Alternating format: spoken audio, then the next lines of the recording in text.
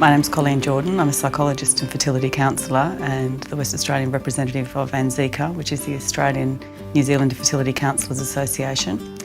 I've got a special interest in preconception health and helping couples get healthier for preconception. There's huge gaps around the impact of age for men and women, huge gaps around the impact of age, and unfortunately it's the one thing we can't reverse or do anything about. There are gaps around knowledge about BMI or weight for men and women, alcohol, smoking. I think globally as a population we know that smoking is not good for you, but people I think are not aware of how damaging it actually can be for your fertility. And most people have an example of someone they know who's managed to, I guess, flout the odds, and they may be overweight, they smoke, they drink, they don't eat particularly well, and they've got 3 or 4 children, and say, well, they are the exception rather than the rule. If you're planning a pregnancy, and obviously anyone doing fertility treatment is planning a pregnancy, then they've got an optimal opportunity to look at all of those factors beforehand.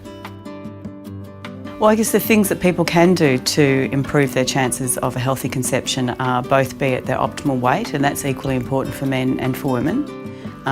Being both overweight or underweight is a factor. Not smoking, particularly important for both men and women, both in terms of conception but also for the health of the child. Minimising alcohol. There is no safe known limit of alcohol intake for women, so the blanket recommendation tends to be don't drink at all.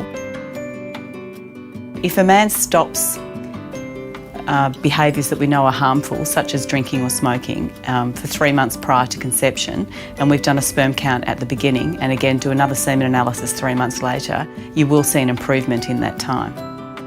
And that can have an impact in pregnancy rates and ongoing health of the children.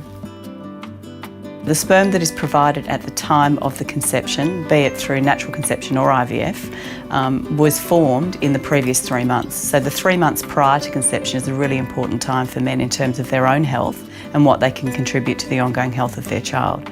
For instance, a father who smokes, or a prospective father who smokes, has an increased risk of his child having childhood cancers or leukemias.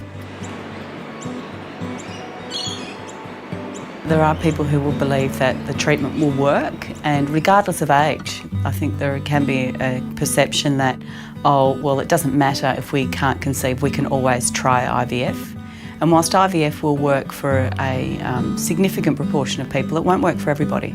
And I think in terms of being on that porch at 65 and having no regrets, it's really important that people come to treatment knowing they are as healthy as possible and have done all they can with their own preconception health to give themselves the best possible chance.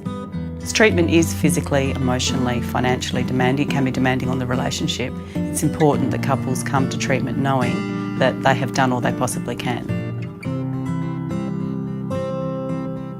If the science says there's something you can improve, then it's important to take that on board, because I think you can have regrets if you don't.